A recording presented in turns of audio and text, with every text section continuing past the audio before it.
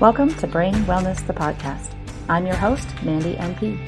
Each episode will bring you a new topic or interview related to brain health and wellness as part of my mission to help you on the path to a healthier, happier brain. So, let's get started.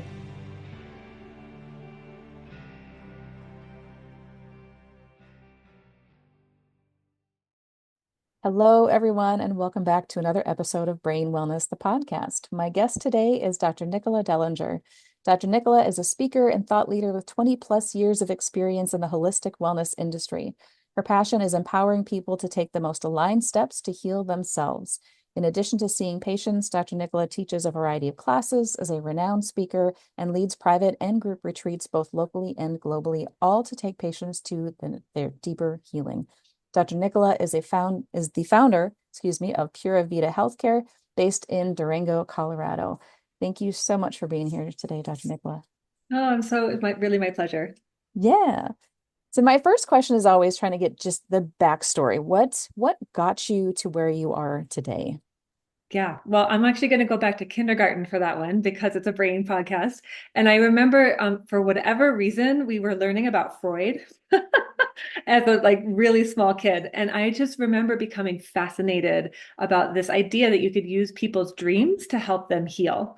And so from a very young age, I wanted to go into psychiatry and brains and, understanding all of that. And then there were all these different iterations of careers that I was playing with as a child too, but medicine really stuck for me. And so off I went to undergrad and was doing my pre-meds and studying the US healthcare system. And I was like, I can't do this.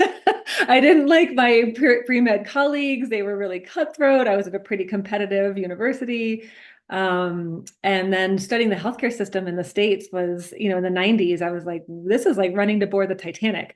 And so I had a little meltdown at 19 and discovered naturopathic medicine through a friend of mine's mother, actually, who I was really close with. And she's like, you should talk to my doctor. He's totally different. And sure enough, he is a naturopath and had been for decades, and talked to me about, really getting to the underlying cause of what's going on rather than just trying to medicate, be that with pharmaceutical, over the counter, or natural, just trying to get away from the symptoms. So that really resonated with me. And I went back from winter break and I dropped second semester organic chemistry and physics and picked up photography and Venezuelan short stories and just had a little bit more fun. And I've been exploring kind of the intersection between natural medicine and healing and psychology ever since.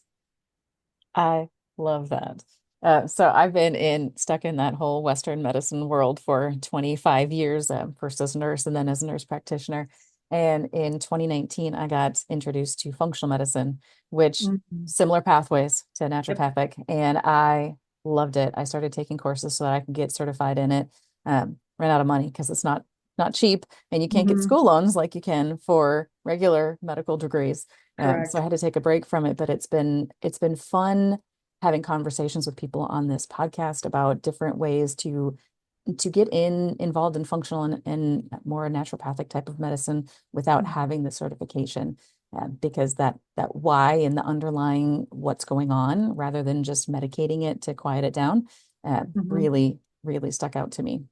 Yeah. And I think that we're craving that as practitioners, but also as patients in the system. Like, I think we're all wanting to understand and actually reconnect rather than always want to unplug from what's happening by just suppressing the symptoms. And so I'm super curious the evolution of medicine in general over the next few decades as we as providers become less satisfied, and certainly as patients not getting the care that they are wanting and deserving. So I'm really kind of excited to see where, you know, the path leads us. Yeah, yeah. I'm seeing more integrative health programs popping up left and right now, where that wasn't there before. So the need is definitely growing from both sides. So yeah, Mhm. I think Agreed.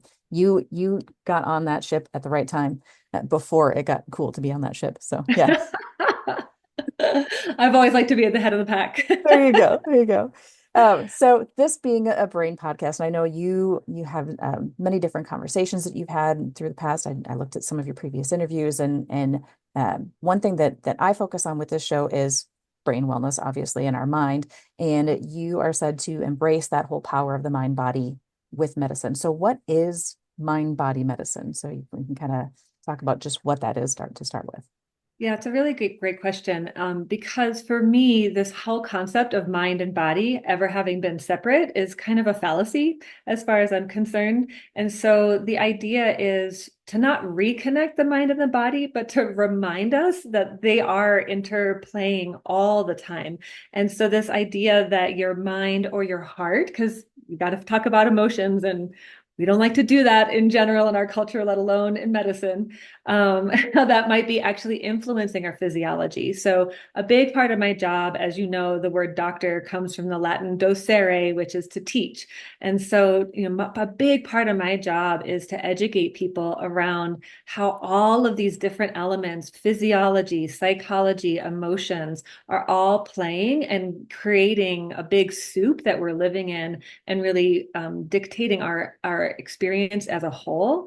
And so, I was thinking about this a lot in preparing for talking with you today.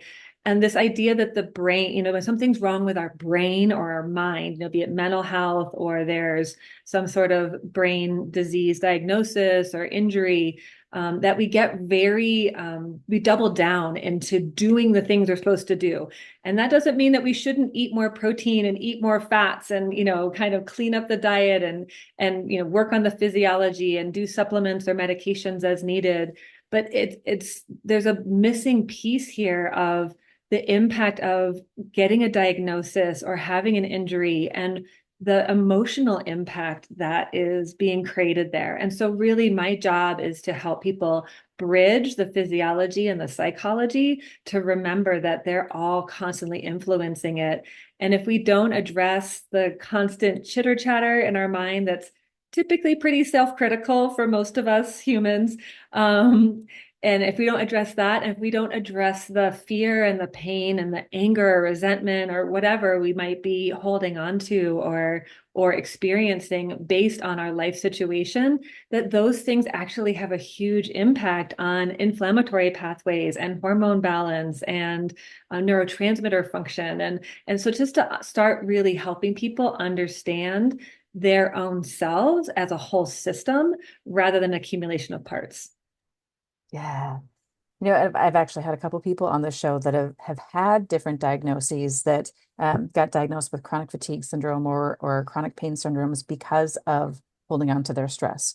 From a Mhm. provider side, how do you help somebody identify that this is your stress without saying, okay, this is what's going on? How do you delicately have that conversation and really get people thinking that what they're mentally experiencing can lead to some of those physical symptoms that they have? Yeah, I would say there's kind of two pieces of that. One is just straight up physiology, like taking a moment to explain the full function of cortisol, for example. So, cortisol, as most of us know, is our stress hormone, but we forget that it's also our primary pathway of inflammation and inflammation regulation. So, if we think about hydrocortisone or corticosteroids, this sort of stuff, it's the big guns that we use when we want to decrease inflammation. Well, it's the same thing in just a physiological or a smaller dose in the body. And so understanding, first of all, the inflammation is not a bad thing. It's actually one of the most brilliant, complex things that our bodies can do. And so it's really looking at the factors that cause the body to not respond with a positive inflammatory reaction or to over respond with kind of a whole suppression kind of piece.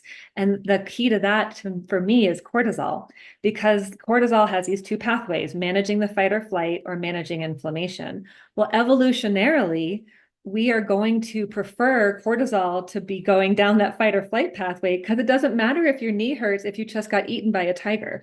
So and I put it in those terms, people start moving out of like the guilt and shame and like the toughen up kind of attitude. I kind of just got to suck it up and push through. And they're moving. So it's a way to have like more logical compassion, I guess, or at least logical understanding of like, oh, this is not because I'm weak or because I just haven't been working hard enough. It's because there's actually physiology happening here. So that's the first thing to understand, is that these mechanisms in your body that are trying to regulate a healthy immune and inflammatory response are heavily influenced by the stress response, and they're going to steal the same raw materials. And so the easiest thing we can do to balance inflammation in the body is to look at being in relationship to the things that stress us differently. I try really hard not to use the phrase manage stress anymore because I get so many like talk about brain painful like eye rolls that are like deep back into the brain when it's like we just have to manage our stress, and it's like yeah, no kidding. If I knew how to do that, I would have taken care of that. I'm very aware that I'm drowning in stress and overwhelm. And so it's more like how do we acknowledge what's stressing us out, and then how do we shift our relationship to that, and we can talk a little bit more about that too. So that's the first thing, is just explaining the physiology. And then the second piece is just starting to ask questions about what was happening when the symptoms started coming on. How do you feel about dealing with this now? And then there's usually some emotions that come up there. And I'm like, well, it wasn't that hard to get to those emotions. Do you think it's possible that these stories or these emotions that keep on playing out in your system are having an impact, even though you're doing what you can to ignore them, distract from them, resist them, run away from them, all the fun things that we do to not be with those scary thoughts or feelings, that maybe they're playing in the undercurrent of our experience. And what would happen if we went all the way down and changed the undercurrent? What would that do to everything on top? And so it's a lot of questions. And some people, you can really see it. They're like, oh yeah, I feel that. And I think honestly, it's often not been acknowledged before. And they have maybe come to their provider, whatever kind of provider it might be, alternative, Western, whatever. And they've been bringing some of these things and they've been shut down. And so there's some self-judgment and hesitation to bring it back into the forefront as though it were a thing. Or it's been brought up and it's like, well, take an antidepressant. Let's just move away from those feelings. And it's like, that's not necessarily the direction of health either. There's a time and a place, for sure. Those medications can be incredibly helpful, but it's a lot of times, I think the messaging behind take an antidepressant is let's just not feel that. And especially in a primary care office where there just isn't a lot of resources to really effectively deal with the big feels. Yeah. Yeah. Do you, it probably happens less in your office than in a traditional medical office, but do you still get pushback from some of those patients that they don't want to admit that those feelings might be a causative factor? Absolutely. Yep. And so really my job is to meet somebody where they're at and to keep on, I was going to say poking the bear, but that's not very kind, but like keep on just raising awareness and holding up a mirror and asking those questions. Because a lot of times, the mind often makes up a story that if I touch into these feelings, I am going to get tsunamied. I am going to get taken out of commission. I am going to be overwhelmed. I am never going to get off the couch again, or it's going to make me feel weak, or look weak or appear vulnerable. And so there's so many barriers that are really cultural and generational and, so many different messages that we get to not go there, that, everybody's on their own time frame. And so these are just questions you don't necessarily have to answer, but if you're listening, just start asking yourself a question like, is there, are there any feelings underneath this? Have I been paying any attention to that? What are the stories I'm making up about this situation, this diagnosis? And just start giving it a little bit more breathing room and see what comes out of that. Mm-hmm. Good points. It kind of goes along with the next question that we kind of talked about, hinted to before we started recording. We were starting to think about and brainstorming what we wanted to talk about today. That whole idea of being versus doing too, Mm. because we're always doing so much that we're kind of hiding some of those symptoms. And I think I've mentioned, I've had a couple different people on here that we've talked about being a human being versus a human doing, and then another guest that talked about being doing being a human becoming and not just a human being, because we're becoming the best version of ourselves. And in doing that, we have to identify those things that are causing us stress, whether it be physical, physiological, psychological, any of those. What's your take on all of that? Yeah, such a great question.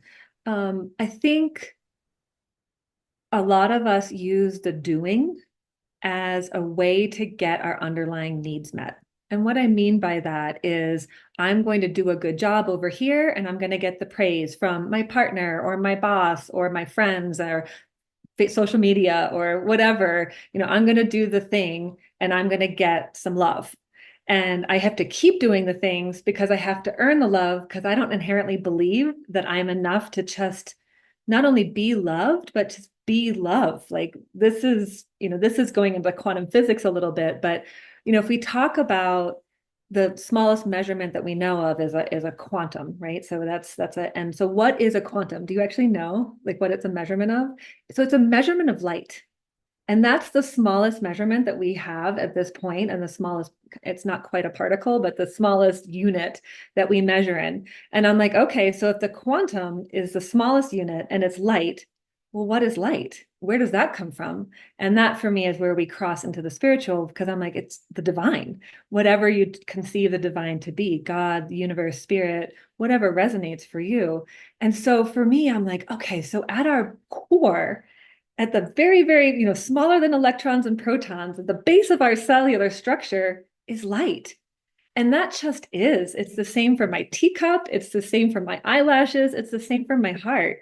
And so if we can remember that at the core, we already are divine. We already are a facet of this universal light. And that if we can allow ourselves to relax into that a little bit and allow ourselves to have that knowing, that is what allows us to be more of ourselves and to get out of some of these performance patterns of pushing through, working harder, efforting, and these are the things that are keeping us sick, even when, again, we've been diagnosed with something. Then it's like we're doubling down on that doing pattern. It's like, I got to do this, I got to do this. And I've got some patients where I'm like, I think that we should not have any more appointments because you've got so many appointments. It's fatiguing to tell your story, to get transportation or go to these places, to navigate the opinions of providers that you trust, let alone Dr. Google. I mean, this is a lot of information to process. And if you're talking about people who are working with brain health, that's really, really fatiguing the organ you're actually trying to support. And so what happens if we breathe some of that energy from the head into the heart? What if we just breathe in and breathe out just to make some more room for all the possibilities, for the fears, for the emotions, for the thoughts, and just notice what happens when you take some time to breathe with all that's here without jumping into responding. I don't know if you have kids. I've got a 14-year-old. And if he's having a moment and I jump in with, well, have you done this? Or did you think about talking to your teacher? Or what about blah, blah, blah, blah, blah? He's like, Mom, like, what is your problem? But if I say, wow, it feels like you really had a hard time, or it feels like that was a really, difficult moment for you and this friend, he'll be like, yeah, it was. And we both get really quiet. And then in a few moments, he goes, well, what do you think I should do? And there we go. So we're being first, we're being with what's up, right? Oh, his feelings got hurt. That was, or he didn't know what to do or whatever. So I'm acknowledging and presencing his feelings. And then we're just making a little space for it. And then typically I try to either wait for him to say, what do you think I should do? Or I'll ask, do you want some advice? And sometimes he'll say yes, and sometimes he'll say no. But that in all of my relationships has really shifted things. And it's awkward at first. And this is something we play with on retreats a lot is one person talks and the other person just nods and maybe says thank you for what they're hearing, but they don't ask questions, they don't ask for more details. And at first it's kind of awkward, but after we play with this for about 20 minutes or so, people's experiences are like, oh, it was such a relief to not have to come up with all the answers and not have something brilliant to say. And for the person who is speaking, they feel really seen and heard, and they felt loved and taken care of, even though there were no solutions being offered. So I think we've all been caught up in a collective brainwashing of, we have to do in order to be valuable and in order to be successful, when really what we're seeking from each other and certainly ourselves is more space to listen and to be with. Mhm. I think if we can get past that whole stigma of mental health things, when we go to a mental health provider, they're really good at asking questions like that. Like, how do you feel about that information before they want to know what to do about it? And I've actually taken that to, yeah, I've got the kids at home too. We've got teenagers, and Okay. I've every once in a while I can catch myself and I'll ask the kids, well, how did you feel about that before I ask them the next steps about what should we do about it? Mhm. And it is a very different response that you get, whether you're in the patient seat or you're asking somebody else that, because you feel that connection on a different level. Yeah. Yeah. And we're putting each other at ease because you're like, my heart's open and I'm here, I'm listening. And we don't get that very much anymore. There's a lot of talking, there's a lot of noise in our, cultural sphere, but there's not a lot of listening and presence and going, yeah, I get that. Mhm. Or just even sharing what's going on and have someone not go, oh my God, are you okay? It's like, it's like, oh wow, that sounds hard, Yeah, or how was that for you? Oh, that yeah. really, why is that important? Or, all of these kind of really broad, open-ended questions that we can ask each other, but we can definitely start by asking ourselves Mhm. because we can only go far in relationship with another as we've gone with ourselves. And that's true for practitioners. We can only take our people as far as we're willing to go on our own. And the wounded healer archetype is alive and well. So, we know that. But then that's certainly true in relationships, personal relationships too, is how much compassion and understanding and space do you have for yourself in all of your iterations and finer moments and ugly moments and, patterns and habits and neuroses that, P.S., we all have. That we just really try hard to cover up and not admit. And again, social media has really helped that persona of everything shiny and new and bright, and there's nothing going on. So I think that's actually like deepened our shame and our holding back and the stigma of like, I'm actually suffering. Mhm. Or I should be grateful, but I'm looking out the window at some of the golden leaves that are in the trees, in this fall, and I'm like, I should be grateful. I could just appreciate this change of the season and the 70-degree weather. And it's like, but I'm feeling this. And so if we just have some more room for it, it's kind of like watching the clouds go by. It can become a practice like that, where we're just watching things evolve and change, but we're not having to get attached and mired in it. And the more we are practicing accessing and presencing our emotions, then the easier it is to lay on the grass and just watch them go by. We never try to grab the cloud or slow down how fast it's moving through, but it does move through. And emotions, I promise you, are the same way. Yeah. Yeah. Um, so again, before we hit record on the show, I was telling you about how I myself had a traumatic brain injury a year and a half ago, and I was always that person that was on the go all the time. I worked a full-time job and then some, and I was proud of myself for how hard I could work. And I never really knew how to relax and how to just take it easy and how to be. It Mhm. was always a doing thing. And since that time frame, I've identified that whenever I do get back to work as a practitioner, I don't want to work as hard as I did because that wasn't a fulfilling way to go.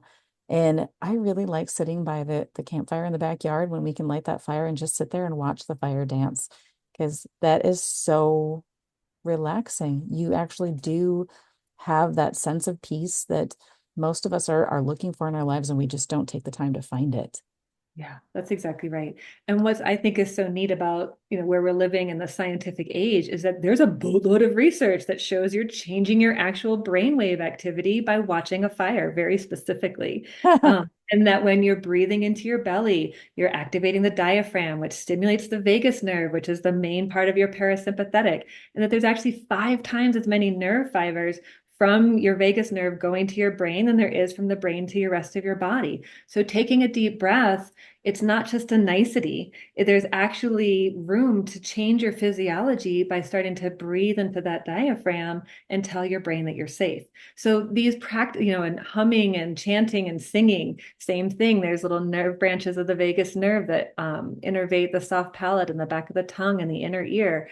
So when we do these spiritual practices that we find cross-culturally, oh, there's some physiology behind that. And so that's really what is so fun, is to kind of take what you love doing already and then look at like, oh, there's actually physiological benefit to this. It's not just like I'm slacking. It's, oh, I'm remodeling my nervous system. So if you're someone who really needs that sort of like, I'm still doing something as I'm sitting by the fire, just letting myself zone out, I'm actually remodeling my brain waves right now. And so we can have both, especially as we still want the training wheels of the doing in the mind.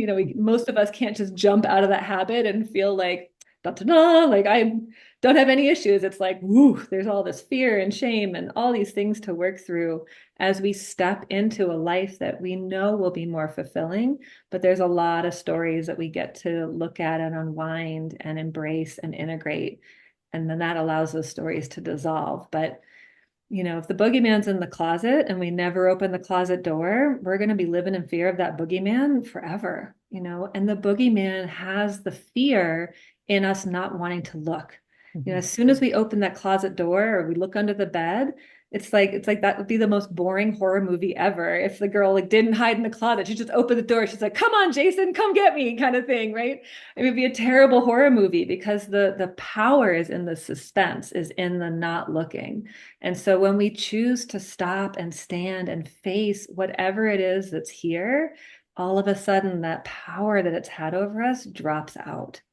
I'm not saying it's always easy, Mhm. but you have the resources within you already to be with this, and that's all that's required. It's like, well, if I look at it, I don't know what to do with it, right? So that's going to be the big thing. It's like I'm going to look at these emotions, and then the brain's going to kick in. It's like, oh, what if I didn't have to do anything? What if I, just like a little kid who's having a tantrum on the floor, it's like, I'm just going to be here, make sure you're not going to break yourself or other objects, but I'm going to be here, and I'm just going to be with you until you feel better. Or I'm going to show up and rub your back, and I hear you. Yeah, that really hurt. Yeah, you got a big old boo-boo on your knee. Like, okay, like there's not much we can do, but we can show up. And that's how we start healing ourselves from trauma and unresolved emotions and self-criticism patterns. Mhm. Mhm. And I know you like to say that symptoms are telling us things too. So all of these symptom patterns that we get are Mhm. telling us things. How do we know what to listen to? How do we know that it's not just this silly fear, the boogeyman that's there versus something that's real? Yeah. Well, I think we listen to all of it, right? I think that's how we start determining what's real. And a question that I have is that can be helpful is this true? So I have this fear that, I don't know, I'm trying to make something up real quick. I can never do this on the spot. I'm terrible at this. So yeah, I have this fear that if I go to the doctor, they're going to give me a diagnosis. So I just haven't been going to the doctor. It's probably a pretty common one, right? And it's like, okay, well, let's look at this. If I go to the doctor, is it true that I'm going to get a diagnosis? Maybe so, maybe not, right? Is it true that avoiding getting a diagnosis is going to make this less real? Not. So we just get to start walking through with some lightness, with ourselves, not like, oh, you're such an idiot. Like, it's, not getting diagnosed, it's not going to make this go away. It's more like, oh, I see this fear and I can be the adult in the room with all these little kid parts. I work with internal family systems, so we talk a lot about parts of us. And so we can start showing up for those little kid parts that are holding onto these fears, and we can listen, and we can maybe help unravel those fears. We can maybe provide some comfort during those scary times. Or we can tell those little kid parts, like, why don't you stay home and play, and I'll go to the doctor and find out what's going on. Right. So there's that piece. And then as far as, your symptoms, any symptoms that you have are a divine messenger. I promise you. that everything that's going on in your body is your body's very wise way of trying to get your attention. Something is out of balance. And we will co-create scenarios, and this is a tricky area, right? Like, did you co-create your car accident so that you could change your life?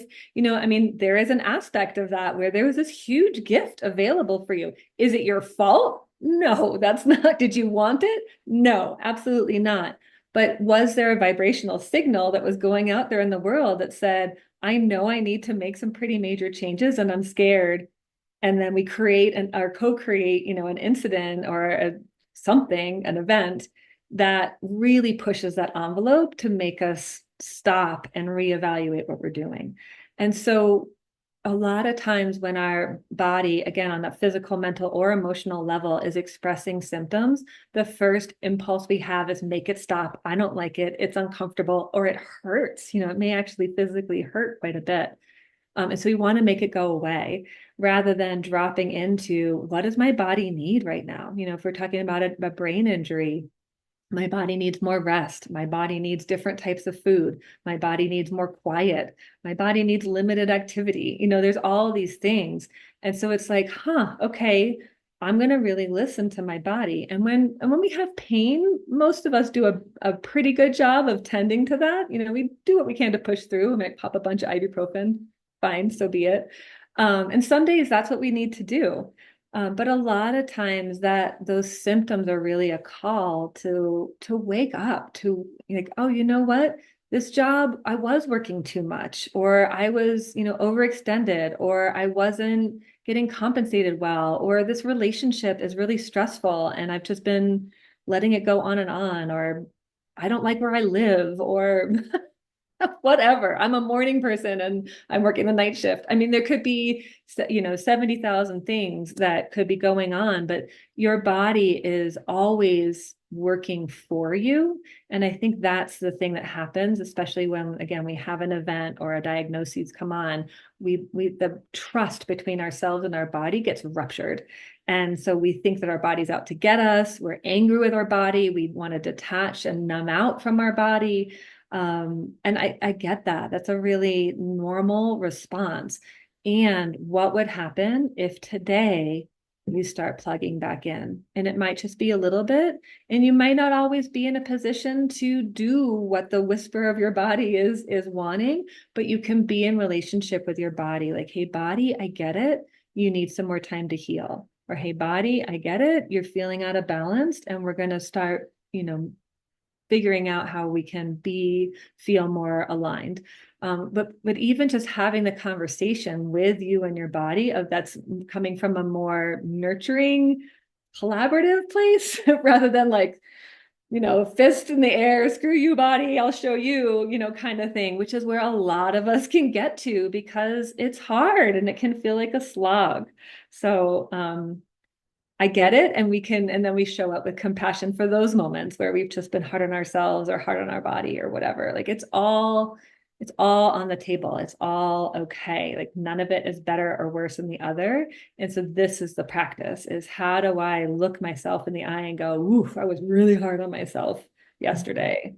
What am I choosing today? Like, why was I hard on myself? I feel because I've been told that this is my fault, especially with mental health and I should just work harder to get over it. Can't I just take a pill or go to therapy and just move through this? Why am I feeling this way? We could start feeling so broken.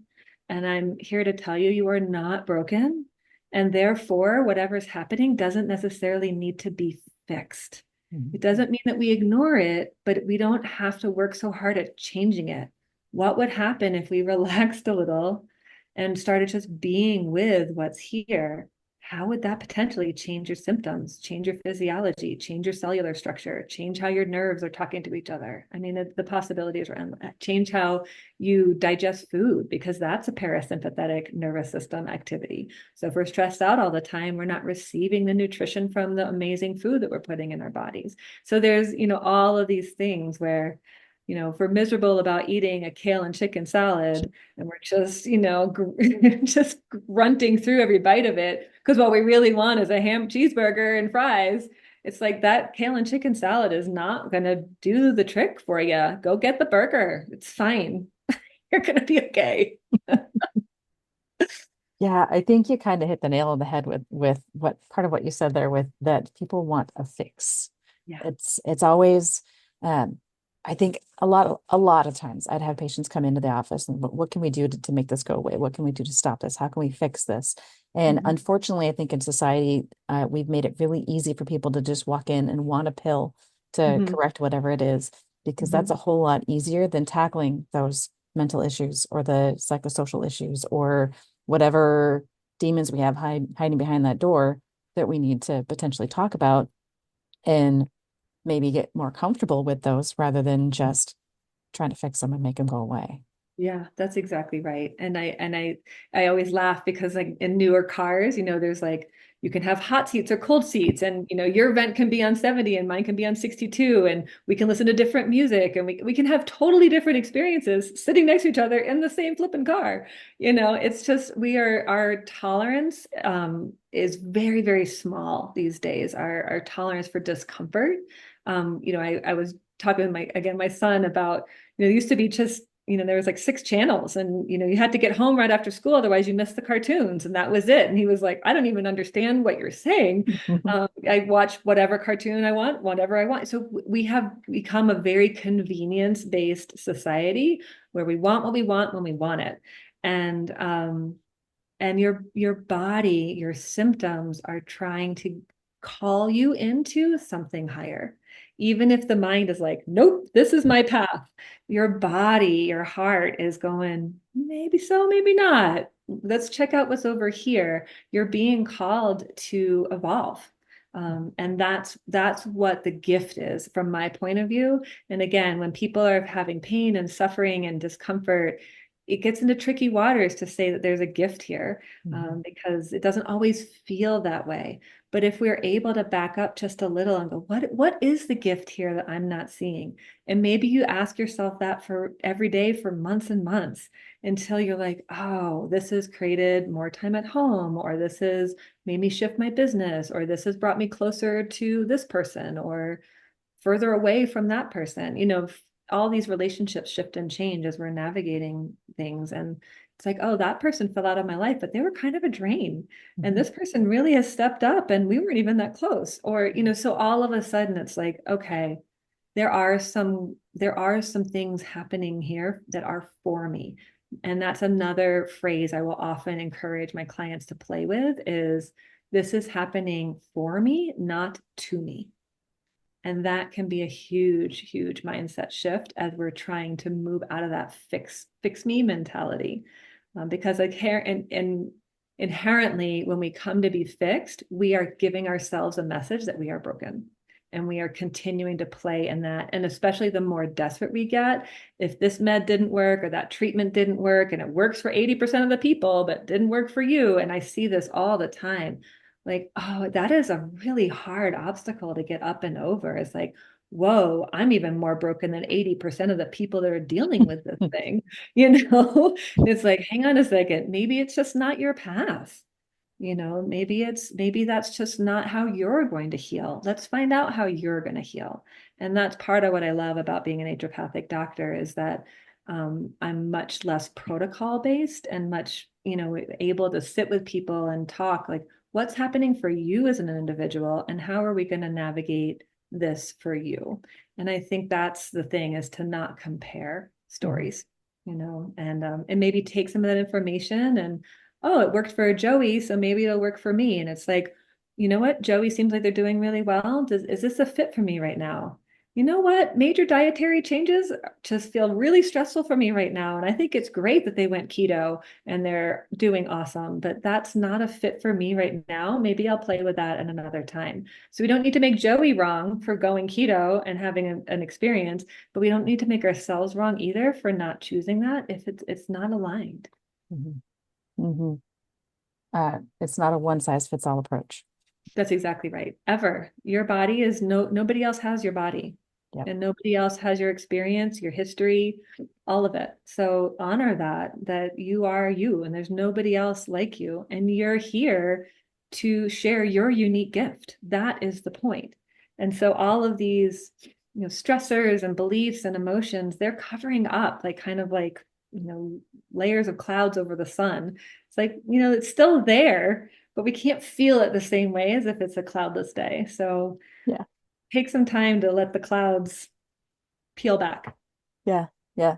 Speaking of time, how much time do you spend with your patients? Because I can imagine that this would take a really long time to really kind of peel back some of those layers and figure out what you're dealing with. Yeah. So my initial visits, I say it's an hour and a half, but to be totally honest, sometimes it slips over into 2 hours because the people's story is such an important part. I can't possibly put a treatment plan together without understanding the gestalt of you as a whole person. So if you're coming to me with, a brain injury, yes, I want to talk about all of that. And I want to talk about hormones and sleep and digestion and all of these different pieces that are going to be playing into your personal recovery. And then my follow-ups typically are anywhere from an hour to an hour and a half, depending on what we're doing. So if we're diving into some of the mind body work, I'll usually do an hour and a half because that way we can do kind of a more quote unquote medical check-in. Mhm. And then again, here's that duality and that separation, which I'm trying to come up with. I need new words. So Mandy, you got any new words? I would love to have a whole new vernacular for what we're talking about here. But so we do the more medical check-in, and then we're going to move into some of the more mind-body based work. Wow. Yeah. Yeah. That still doesn't seem like nearly enough time to peel back all of those layers. Wow. What's neat though is that, one of the tenets of naturopathic medicine is this idea of the vis medicatrix naturae. And so that's the healing power of nature. And so that's the force, if you will, that lives within each of us as in any living being, be it a plant or an animal or whatever. And the idea here is that your being wants to naturally return to homeostasis. Mhm. And so if you think about those like Bobo punching bag dolls that had the sand on the bottom, the idea is you punch the doll and it gets back up, and you punch the doll and it gets back up. Well, a lot of and that's how we're supposed to be. But a lot of times, if somebody's standing on the neck of the Bobo doll, it can't get back up. And so we have to find out what's what we call the obstacle to cure. And so with the least amount of intervention, how do we stimulate the vis within your body so that it starts to operate to bring itself back towards homeostasis? So yes, these are big concepts to play with, but I'm really implanting seeds for people. And the connection, it's, sometimes in therapy, the relationship between the therapist and the client is so important. That's part of what I like about the IFS work is there's this concept of self energy, and so the point of that therapeutic modality is to connect the client more with themselves. And that's so between the knowledge of the vis and then the connection with the self energy with a capital S, what I'm really trying to do is awaken and reestablish tools and resources within the patient's own person Mhm. rather than be so reliant on my education of supplements and herbs and homeopathy. We might use some of those tools in order to stimulate the vis, but the idea is for them never to become reliant on those external supports or me. Mhm. Mhm. Yeah. Great plan. Great plan on that. I think we could probably go on all day long, but for sake of time, let's kind of wrap up a little bit. Do you have any upcoming events or projects that you'd like to share with the listeners? Yeah, absolutely. So, in the winter of 2025, I'm going to have two different 6-week programs. One is called Awaken, which is really, or maybe Awaken and Heal. I haven't decided yet. But the idea is just to dive a little bit more into symptoms as messengers and how do we be with it and how do we translate those messages from the body into something that we can come into more harmony with our bodies no matter what is presenting. And the other is called Making Peace. And that's a 6-week program for anxiety, overwhelm, stress, and just some pretty practical tools, again, going physiological all the way into the spiritual realm around like all these different aspects of anxiety that how do we start to shift that pattern and let it go. We don't need to have that anymore. And then in June of 2025, I'm hosting a women's retreat to help awaken the divine feminine. And ongoing, I've got a monthly membership, Foundations in Health. So you can just hop in and ask any questions you want. It's pretty open forum kind of thing. We have themes for each month, but nothing that if you have another question, it's always welcome. Very cool. Very cool. Where can people find you if they want to learn about any of these programs? Yeah, so my website is Pura, Pura Vida, Vida healthcare.com. And you can also get in touch with me directly through that website if you are interested. I always offer free 15-minute consults if you want to chat a little bit more about how we might work together. Awesome. And I think I saw that you're on some of the social medias as well. So I will Yep. include those links in the show notes so that people can find you any way that they need to. And then any last words you'd like to share with the listeners before we wrap up today? I can't say this enough, but I want you to hear again, you are not broken. We're not broken. What is happening to you is happening for a reason, and it is a call to expand into what's next. And so don't put your head down, lift it up. You've got what you need to face this. I promise. Yeah. Awesome. Great words said on. Thank you so much for being here today. Thanks so much for your time. It was so fun. Yeah. Thanks for tuning in to this episode of Brain Wellness, the podcast. If you enjoyed this episode, I encourage you to subscribe, like, and share this with others to help me continue on with my mission to help people live healthier, happier lives. Go to www.brainwellnesssolutions.com to see what I'm up to and get links to all the social medias there. See you next time.